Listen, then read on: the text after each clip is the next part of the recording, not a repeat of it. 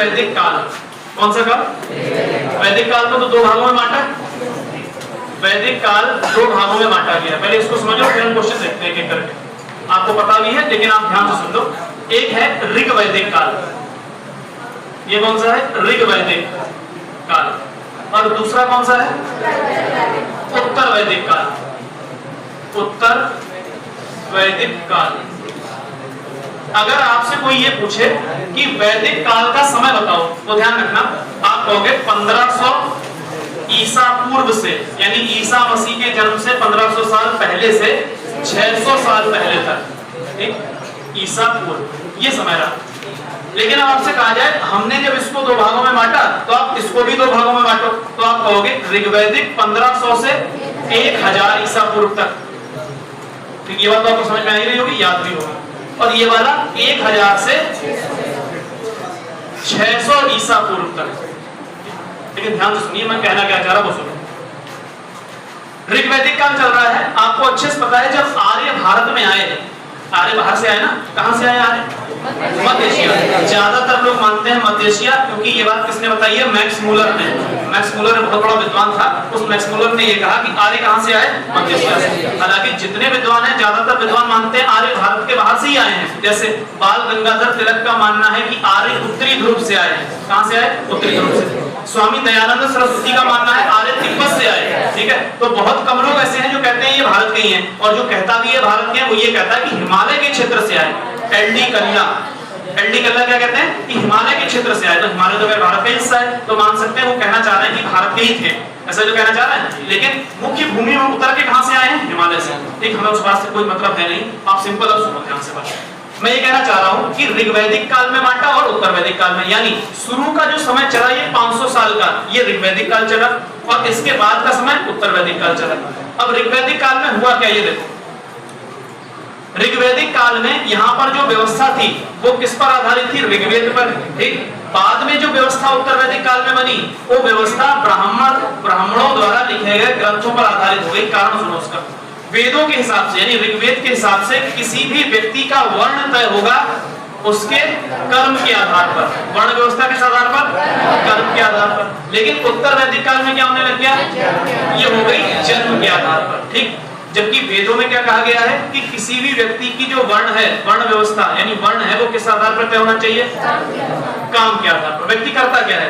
और इस वर्ण व्यवस्था में कितने वर्ण आते थे? चार वर्ण। और इन वर्णों का उल्लेख कहां किया गया है? ऋग्वेद के 10वें मंडल के पुरुष सूक्त में। कौन सा सूक्त? सीधा पूछा हुआ सवाल है, आपसे पूछेगा बताइए वर्ण व्यवस्था का उल्लेख कहां मिलता है? पहला आंसर तो है ऋग्वेद में मिलता है। और पूछेगा सवाल कि वर्ण व्यवस्था का उल्लेख ऋग्वेद के कौन से मंडल में मिलता है? आपको 10वें मंडल मिलता है। वर्ण व्यवस्था का उल्लेख ऋग्वेद के 10वें मंडल के किस स्थान पर मिलता है? आपको पुरुष सूक्त में मिलता है। कौन से सूक्त में? कई सारे सूक्त हैं, उसमें सूक्त कौन सा है? पुरुष सूक्त। तो उसमें 4 वर्ण बताए। पहला ब्राह्मण, दूसरा क्षत्रिय, तीसरा वैश्य और चौथा शूद्र। और इसमें साफ साफ बताया ऋग्वेद में कि ये जो तय होगा ना वो जन्म के आधार पर तय नहीं होगा, ये कर्म, व्यक्ति कर्म कैसे कर रहा है, क्या काम कर रहा है उस आधार पर तय हो जाएगा। ठीक है, जो पढ़ाने का काम करेगा, विद्या देने का काम करेगा वो ब्राह्मण होगा, जो सेना में जाएगा वो क्षत्रिय होगा, जो व्यापार इत्यादि करेगा वो वैश्य होगा, और जो सेवा के कार्य करेगा वो क्या होगा? शूद्र होगा। ये था। तो एक ही वर्ण के सब लोग हो सकते थे एक घर में कि नहीं? ऋग्वैदिक काल में हो सकते थे, लेकिन यहाँ पर अब हो सकते हैं क्या? अब एक वर्ण है तो एक ही वर्ण के व्यक्ति उसमें घर में होते जाएंगे। अब चाहे वो आर्मी में चला जाए, चाहे वो टीचर बन जाए, चाहे वो अपनी दुकान खोल ले, चाहे कुछ भी करे, लेकिन वो जिस वर्ण में पैदा हुआ वही कहलाएगा। तो ये व्यवस्था कब शुरू हुई है? उत्तर वैदिक काल में। उत्तर वैदिक काल में। अब देखो, अब सवाल है क्या वो देखो। सवाल ये है जब आर्य भारत में आए तो सबसे पहले आकर कहां बसे? तो आप कहेंगे जिस स्थान पर वो बसे उसको कहते हैं सप्त सैंधव। क्या कहते हैं? सप्त सैंधव प्रदेश, यानी 7 नदियों का क्षेत्र। किसका क्षेत्र? ठीक। अब बताओ मुझे, क्या ऋग्वैदिक काल में तो आर्य वहां पे बसे, क्या हमेशा वहीं बसे रह गए, आगे आए नहीं? आगे आए तो होंगे ना। तो आगे आए कहां पर, यही आपसे पूछा है कि आर्य कहां पर आकर बस गए? उत्तर वैदिक काल में। सवाल उत्तर वैदिक काल का है तो ध्यान रखना, उत्तर वैदिक काल में आर्य गंगा यमुना के दोआब में आकर बस गए। कहां पर? गंगा यमुना के दोआब में आकर बस गए। यहाँ पर अगर अब भी आपकी समझ में नहीं आया तो देखो मैं आपको बताता हूँ कहां ये बसे। ये है अपना भारत, अभी वर्तमान का भारत बनाएंगे, पुराना वाला नहीं, ठीक। वर्तमान भारत बना लो, पुराने भारत से हमें मतलब भी नहीं है, वो अखंड है। अब जो बनाना चाह रहा होगा अखंड वो बनाता रहेगा। यहाँ आप देखो, आप अपने एग्जाम पे ध्यान दो। ये है सप्त सैंधव प्रदेश, पंजाब वाला क्षेत्र। ये कौन सा क्षेत्र है? सप्त सैंधव। यानी आर्य जब शुरू में आए तो वो यहाँ बसे। ये कौन सा काल चल रहा है? ऋग्वैदिक काल, यहाँ पे बसे। लेकिन अब बताओ, समय के साथ साथ धीरे धीरे आगे बढ़ते रहेंगे कि नहीं? आगे बढ़ते रहे। ये गंगा नदी है, यहाँ से निकलती है और कहाँ गिरती? बंगाल की खाड़ी में। ये यमुना नदी है, यहाँ से निकलती मिलती है प्रयागराज में, यहाँ पर। और ये जो दोनों के बीच का क्षेत्र है, इसी को कहते हैं दोआब। क्या कहते हैं? दोआब। दो नदियों के बीच के क्षेत्र को क्या कहा जाता है? दोआब। तो गंगा यमुना का दोआब। अब आपसे देखो सवाल क्या पूछा, अब सुनो सवाल, अब आप आंसर देना खुद ही। सवाल ये है कि उत्तर वैदिक काल के दौरान आर्य संस्कृति का केंद्रीय स्थान कौन सा था? ठीक, अब मैं आपको ऑप्शन देता हूं, आप खुद ही हटाना ऑप्शन। मान लो आपको नहीं भी पता था, आप देखो तुक्का लगा पाते हो कि नहीं? देखिए ये भी चीज ट्राई करनी चाहिए। पहला ऑप्शन है सप्त सैंधव प्रदेश, उत्तर वैदिक काल की बात कह रहा हूं मैं, सप्त सैंधव। दूसरा मगध, तीसरा दक्कन, दक्कन माने दक्षिण भारत, और चौथा ऑप्शन है गंगा यमुना का दोआब। अगर आपको ये नहीं भी पता होता ना तो आप दो में ही कंफ्यूज करते हैं, गंगा यमुना के दोआब में और सप्त सैंधव प्रदेश में। अब मैंने आपको बता दिया सप्त सैंधव प्रदेश तो इनका स्थान रहा वैदिक काल में। सवाल कब पूछा है? उत्तर वैदिक काल में। तो उत्तर वैदिक काल में आगे बढ़े होंगे कि नहीं? बढ़ के तो ये यहाँ तक पहुंच गए, लेकिन वो पूछ रहा है केंद्रीय स्थान कौन सा था? तो केंद्रीय स्थान ये था गंगा यमुना का दोआब। अच्छा, ये आंसर तो ये भी हो सकता था मगध। मगध क्यों आंसर नहीं है? मगध इसलिए नहीं है क्योंकि मगध का आर्यीकरण हो ही नहीं पाया। मगध में जब तक आर्य जाते तब तक क्या हुआ? वो गौतम राहुगण के साथ, गौतम राहुगण नदी में गिर गया, और नदी में गिर गया तो उसने आर्यीकरण रोक दिया और मगध को क्या कहा? शूद्रों की भूमि। तो अगर आपसे सवाल पूछा जाए वैदिक काल में किसे शूद्रों की भूमि कहा गया है? मगध। यानी वर्तमान में कौन? बिहार। बिहार का क्षेत्र मगध क्या कहा गया? शूद्रों की भूमि कहा गया। गंडक नदी बीच में से बहती है जो उत्तर प्रदेश और बिहार की सीमा भी लगाती है। उसी गंडक नदी को पार नहीं कर पाए जो आर्यीकरण करने जा रहे थे, उनका नाम था ऋषि गौतम। गौतम राहुगण पार नहीं कर पाए तो भैया उन्होंने कह दिया ये शूद्रों की भूमि है, इसीलिए इसका आर्यीकरण नहीं हो पा रहा है। हमें ध्यान रखना है उत्तर वैदिक काल की अगर बात करें तो जो केंद्र था आर्यों का संस्कृति का, केंद्रीय स्थान कौन सा था? गंगा यमुना का दोआब। ऋग्वैदिक काल में कौन था? सप्त सैंधव प्रदेश। ये ध्यान रखना, ये थोड़ा टफ क्वेश्चन में आता है, अगर नहीं थोड़ा बहुत अंदाजा है ना तो आप सही नहीं कर पाओगे। अब ध्यान रहेगा, एक लिखवाऊं इस बात को? नहीं, ये लिखवा दो, बोलो।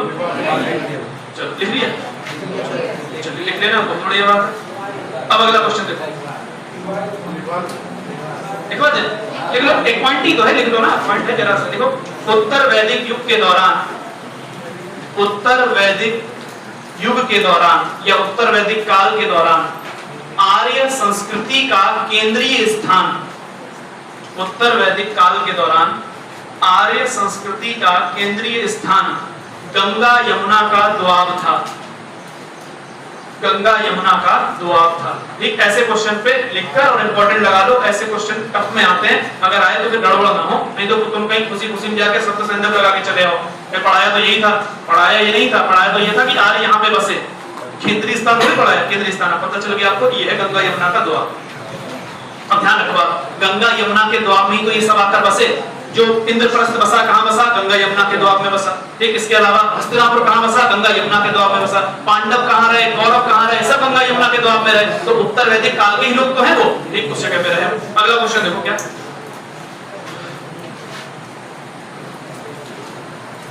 अगला क्वेश्चन है किस वेद में सभा और समिति को प्रजापति की दो पुत्रियां कहा गया? ये तो अभी कितनी कितनी बार प्रयोग हुआ ऐसे। तो उसमें हमने तीन शब्द लिखे, तीन, सुनो ध्यान से। तीन शब्द ये हैं, सभा, समिति और विदत। सभा, समिति और विदत, ये तीन शब्द हमने लिखे थे। इन पर ध्यान देना बहुत ही सबसे इंपॉर्टेंट होता है। ठीक, मोस्ट इंपॉर्टेंट में लगा लो इसको। वैदिक काल में क्या है, सुनो ध्यान से। सभा, समिति, विदत वैदिक काल की पंचायतें होती थी। जैसे आजकल पंचायतें होती है गांव में, उसी तरह से वैदिक काल की पंचायतें कौन सी होती थी? सभा, समिति, विदत। कितने प्रकार की हो गई? तीन प्रकार की। ठीक, अब देखो जानना क्या है, जानना ये है, आपसे पूछेगा बताओ ऋग्वेद में सभा शब्द का प्रयोग कितनी बार हुआ है? आप कहेंगे 8 बार। ऋग्वेद में, ध्यान रखना, ऋग, सब वेदों की बात नहीं कर रहा हूं मैं, ऋग्वेद में देखा जाता है बस। ऋग्वेद में कितनी बार प्रयोग हुआ है? 8 बार। समिति का प्रयोग कितनी बार हुआ? 9 बार। और विदत का प्रयोग कितनी बार हुआ? 122 बार। सवाल ये, सभा, समिति और विदत पंचायतों में सबसे ज्यादा बार प्रयोग किसका हुआ है? विदत का प्रयोग कितनी बार? 122 बार, सभा का 8 बार, समिति का 9 बार। कितनी बार समझ में आती है? ठीक। अब देखो सवाल ये पूछा कि बताओ कौन से वेद में सभा और समिति को, केवल इनको, इसको नहीं, इसको अलग ही हटा दिया। इसको अलग क्यों हटाया मैं बताऊंगा आपको बाद में। सभा और समिति को कहा गया है प्रजापति की पुत्रियां। प्रजापति की दो पुत्रियां। और ये बात कही गई है कौन से वेद में? अथर्ववेद में। कौन सा वेद? तो आपसे सवाल यहीं पर देखो 2-3 बार घुमा के पूछ दे चाहे तो पूछ देगा। बताओ पहला सवाल तो ये, कौन से वेद में सभा और समिति को प्रजापति की 2 पुत्रियां कहा गया है? तो आप कहोगे अथर्ववेद। ऋग्वेद बताना ना आंसर। कौन सा वेद है? हाँ। अब ये क्या है 8-9? ये ऋग्वेद में प्रयोग हुआ है। ऋग्वेद में 8 बार सभा का नाम आता है, 9 बार किसका नाम आता है? समिति का। और इन दोनों को कहा गया ये प्रजापति की पुत्रियां हैं। कौन से वेद में? अथर्ववेद में ये बात कही गई। अब आपसे सवाल ये भी पूछा जा सकता है अथर्ववेद में किन्हें प्रजापति की 2 पुत्रियां कहा गया है? अब आपके सामने ऑप्शन होंगे, आप कहोगे सभा, समिति। ठीक। अब आपको ऑप्शन ऐसे भी देगा समिति और विदत, सभा और विदत ऐसे करके है नहीं। कौन सा है? केवल सभा, समिति, प्रजापति की पुत्रियां। ऐसा कारण क्या है दोस्तों? जो ये था ना विदत, विदत एक तरह से शूद्रों और महिलाओं की सभा थी। शूद्रों और महिलाओं की सभा थी और इनकी स्थिति सबसे खराब थी उस समय। महिलाओं की स्थिति भी खराब और शूद्रों की तो खराब थी। एक इन दोनों की स्थिति सबसे खराब। तो इनको कैसे कोई प्रजापति की पुत्र या पुत्रियां कह देगा? इनको तो नहीं कहेगा ना। तो प्रजापति की पुत्रियां किसे कहा गया है? सभा और समिति को, क्योंकि इनकी स्थिति बहुत अच्छी थी। राजा इत्यादि को चुनने का काम यही लोग करते थे। इनसे कोई मतलब नहीं था इस बात में। ये शूद्रों और महिलाओं की एक सभा हुआ करती थी, इसलिए इसको प्रजापति की पुत्रियां नहीं कहा गया। ये ध्यान रखना। ठीक। लिख लिया इसको आपने? एक ऐसी सिंपल लिख लो जैसे मैंने लिखा वैसे। प्रजापति की 2 पुत्रियां कौन? सभा और समिति। अगला क्वेश्चन देखो क्या है। अगला क्वेश्चन है तो सिंपल सा है, आप खुद बताओगे। 4 ज्ञात वर्णों में कौन सा वर्ण पहले स्थान पर आएगा? 4 ज्ञात वर्ण है तो पहले स्थान कौन सा? ब्राह्मण, क्षत्रिय, वैश्य, शूद्र ऐसे आता है। लेकिन ध्यान रखना कभी कभी ना गड़बड़ हो जाती है। जैसे क्रम याद रखना, ब्राह्मण, क्षत्रिय, वैश्य। कभी कभी लोग क्रम ये लिखते हैं ब्राह्मण, वैश्य, क्षत्रिय, शूद्र। ये भी कई लोग लिखते हैं ये।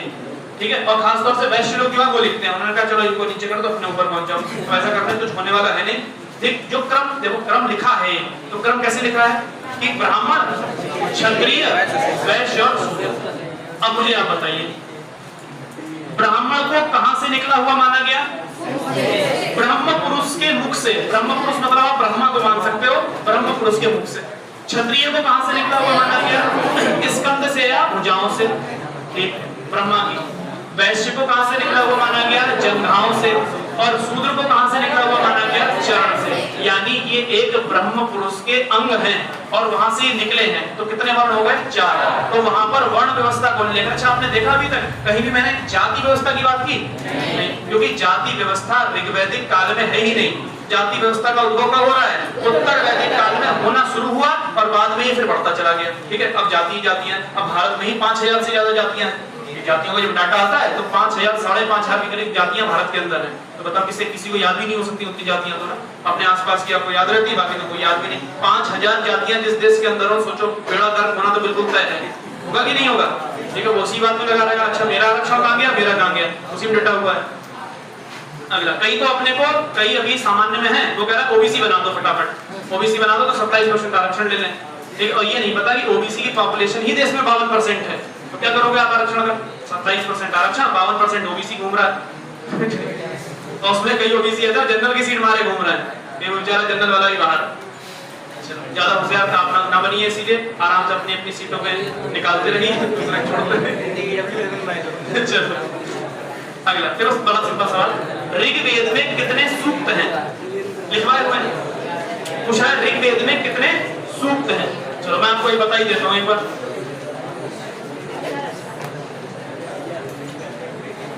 देखो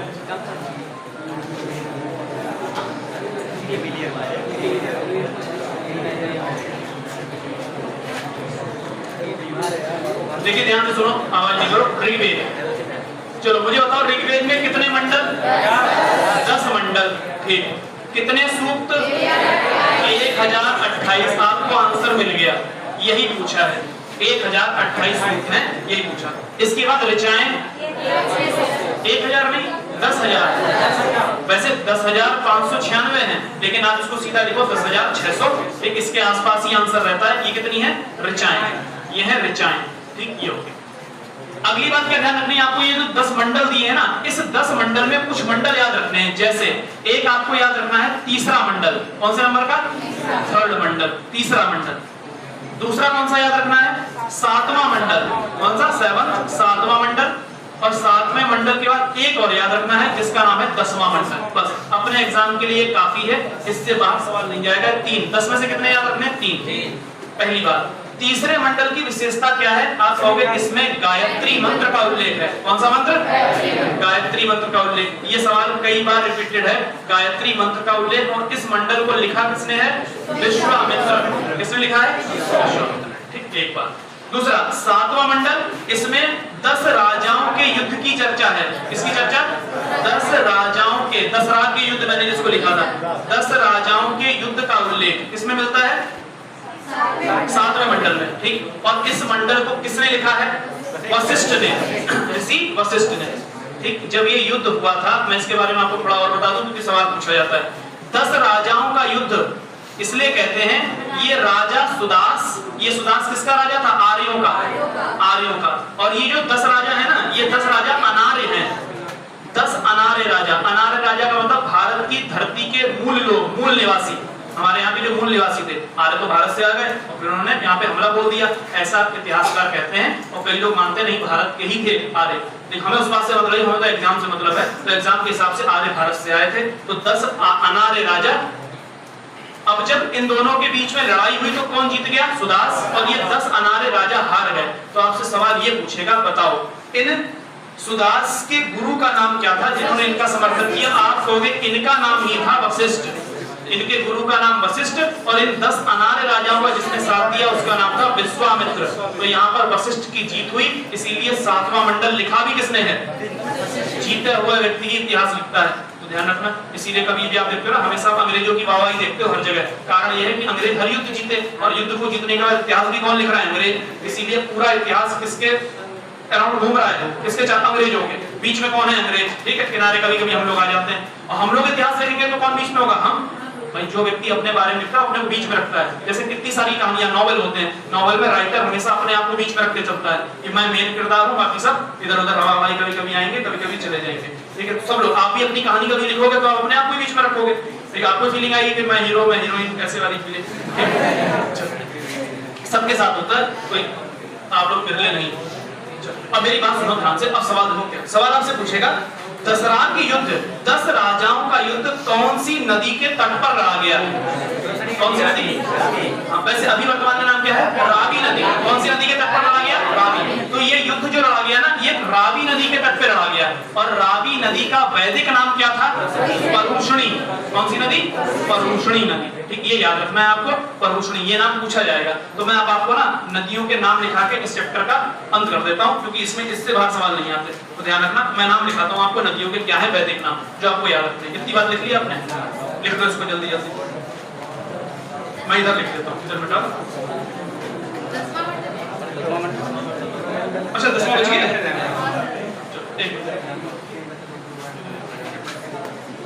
चलो कोई बात नहीं, 10वां बच गया। इधर देख लो 10वां मंडल। 10वां देखो, 10वें में कोई उतनी खास बात है नहीं। सबसे मेन बात क्या? 10वें मंडल में पुरुष सूक्त का वर्णन है, जिसकी बात अभी मैं कर चुका। किसका है? पुरुष सूक्त का वर्णन। और पुरुष सूक्त में 4 वर्णों का उल्लेख है। किसका उल्लेख? 4 वर्णों का उल्लेख। यही सवाल पूछा गया। बताइए 4 वर्णों का उल्लेख या वर्ण व्यवस्था का उल्लेख निम्नलिखित में से कौन से मंडल में है? 10वां मंडल। ठीक, 10वां मंडल। और ध्यान रखना, 10वां मंडल सबसे बाद में जोड़ा गया। कब जोड़ा गया? सबसे बाद में। तो याद रखो ध्यान से। इधर पुरुष सूक्त 4 वर्णों का उल्लेख, 4 वर्ण आपको पता है। अब आपसे सवाल ये पूछते, अच्छा ये बताओ 10वां मंडल लिखा किसने? तो कोई राइटर बता सकते हो आपसे लिखा?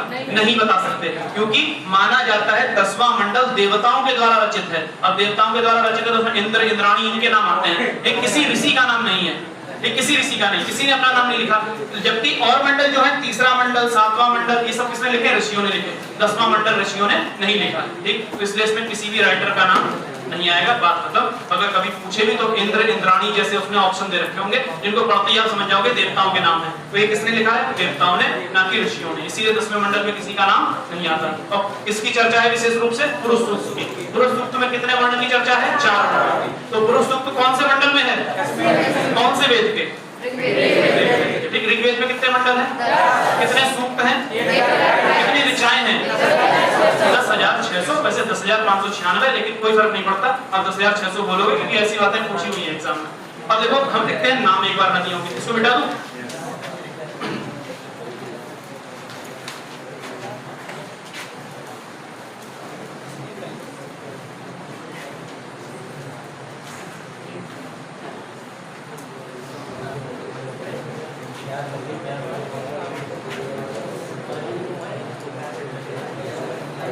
आप नदियां देखो, इनके नाम देखो। नदी का नाम है झेलम, अगली नदी का नाम है चिनाब, रावी, व्यास, सतलज। बस इनके ही देखना है, बाकी किसी का आपसे पूछेगा ही नहीं, नाम आगे लिखने वाले हैं इसको। इनके याद हो जाए तो बहुत है। अब देखो इनके नाम क्या है। ये इनके हम कौन से नाम लिख रहे हैं? वैदिक नाम, वैदिक कालीन नाम या वैदिक युगीन नाम। वैदिक नाम है, वैदिक एज के नेम। अब देखो झेलम को क्या कहा जाता था? वेतस्ता। क्या कहा जाता था? वेतस्ता। चिनाब को क्या कहा जाता था वैदिक काल में? अस्किनी। क्या कहा जाता था? अस्किनी, अस्किनी। रावी को परुष्णी, परुष्णी। व्यास को विपासा और सतलज को शत्रुत्री। ये नाम है इनके, इनको ध्यान रखना। अब देखो कुछ खास बात, जैसे इस नदी का नाम क्या है? वितस्ता। वैदिक काल में तो इसको वितस्ता कहते हैं, वेदों में इसको वितस्ता कहा गया, लेकिन यूनानी लोगों ने इस नदी को कहा है हाइडेस्पीच। कौन सी नदी? हाइडेस्पीच। और इसी हाइडेस्पीच से आपको एक बात याद रखनी है, आपसे सवाल पूछा जाएगा कि हाइडेस्पीच का युद्ध किनके बीच लड़ा गया है? तो आप क्या कहोगे? ठीक, यहाँ देखो, इसको हम कहते हैं झेलम का युद्ध, झेलम का युद्ध, या वितस्ता का युद्ध, या हाइडेस्पीच का युद्ध। अब कोई सा पूछ दे, पहली बात तो आपसे ये पूछेगा, अच्छा ये बताओ किसके बीच लड़ा गया? तो आप कहोगे राजा पुरु, राजा पुरु जिसको पोरस कहा जाता है, और सिकंदर के बीच में लड़ा गया। इस युद्ध को कौन जीता? तो आप कहेंगे सिकंदर जीता, और पुरु इस युद्ध को हार गया। और अंतिम सवाल यह है कि झेलम का युद्ध कब लड़ा गया? तो आप कहेंगे 326 ईसा पूर्व, ईसा मसीह के जन्म से 326 साल पहले ये युद्ध लड़ा गया, 326 ईसा पूर्व। इसीलिए वितस्ता इंपॉर्टेंट है। इसको झेलम का युद्ध बोलो, वितस्ता का युद्ध बोलो, हाइडेस्पीच का युद्ध बोलो, तीनों बातें एक ही हैं। तो ये इसमें आपको ध्यान रखना है। दूसरा, परुष्णी नदी याद रखनी है, अभी अभी पढ़ा आपने। परुष्णी के किनारे कौन सा युद्ध? 10 राज युद्ध। कौन सा? 10 राजाओं का युद्ध। और आर्य राजाओं का जो नेतृत्व था वो किसने किया? सुदास। राजा सुदास का नाम कई बार पूछा हुआ है। और सुदास का समर्थन किसने किया? वशिष्ठ। एक बार 10 अनार्य राजाओं का समर्थन किसने किया? विश्वामित्र। हार किसकी हुई? कौन जीते? वशिष्ठ। वशिष्ठ ने कौन सा मंडल लिख दिया? विश्वामित्र ने कौन सा लिखा था? तीसरे मंडल में क्या है? गायत्री मंत्र का उल्लेख था। इतनी बातें हैं, ये इंपॉर्टेंट है। अब अगला एक और सवाल देखो, अगर है कोई अच्छा तो, नहीं तो फिर अगले टॉपिक पे बढ़ जाएंगे। अगला देखो कितना आसान क्वेश्चन। सबसे पुराना ब्राह्मण साहित्य कौन सा है? ऑप्शन सुनिए, आरण्यक, दूसरा ऑप्शन है उपनिषद, तीसरा स्मृति, और चौथा है वेद। तो सबसे पुराना ब्राह्मण साहित्य कौन है? वेद। सबसे पुराने कौन है? वेद। वेदों की संख्या 4। कौन कौन से? ऋग्वेद, यजुर्वेद, सामवेद। अब देखो ध्यान से, सबका पढ़ा हुआ है इसलिए मैं लिखूंगा नहीं इस बात को। ऋग्वेद का उपवेद कौन है? ऋग्वेद के उपवेद को आयुर्वेद कहते हैं। क्या ऋग्वेद? चलो मैं लिखता जा रहा हूँ। ऋग्वेद का उपवेद क्या है? आयुर्वेद। यजुर्वेद का उपवेद क्या है? धनुर्वेद। कौन सा है? धनुर्वेद। सामवेद का उपवेद क्या है? गंधर्ववेद। और अथर्ववेद का उपवेद क्या है? शिल्पवेद। ये उपवेद हैं, ठीक, शिल्पवेद। अब ध्यान से, ऋग्वेद के ज्ञाता को क्या कहते हैं? होत्री। यजुर्वेद के ज्ञाता को क्या कहते हैं? अध्वर्यु। क्या कहते हैं? मैंने बताया था, ऑप्शन देख के भी ध्यान कर लो कम से कम, इसमें भी या आ रहा है, ऊपर रहा है, उसमें भी या है, तो क्या होगा अधवलित। सामवेद के ज्ञाता को उद्गाता, क्योंकि सामवेद में गाने का वर्णन है, गीत का वर्णन है, तो उसका क्या हो जाएगा ज्ञाता उद्गाता। चौथा बचा कौन सा, अथर्ववेद के ज्ञाता को ब्रह्मा, ब्रह्मा, ठीक, ये तो वेदों के ज्ञाता हो गए। अब इन उपवेदों के ज्ञाता की बात करो, आयुर्वेद के ज्ञाता को प्रजापति, क्या कहते हैं प्रजापति। धनुर्वेद के ज्ञाता को विश्वामित्र, ठीक, इसके ज्ञाता को क्या कहेंगे, आयुर्वेद के ज्ञाता को प्रजापति, धनुर्वेद के ज्ञाता को विश्वामित्र, और गंधर्व वेद के ज्ञाता को कौन सा, नारद, बहुत इंपॉर्टेंट है नारद। गंधर्व वेद का ज्ञाता नारद, और शिल्प वेद के ज्ञाता को विश्वकर्मा, क्या कहते हैं विश्वकर्मा।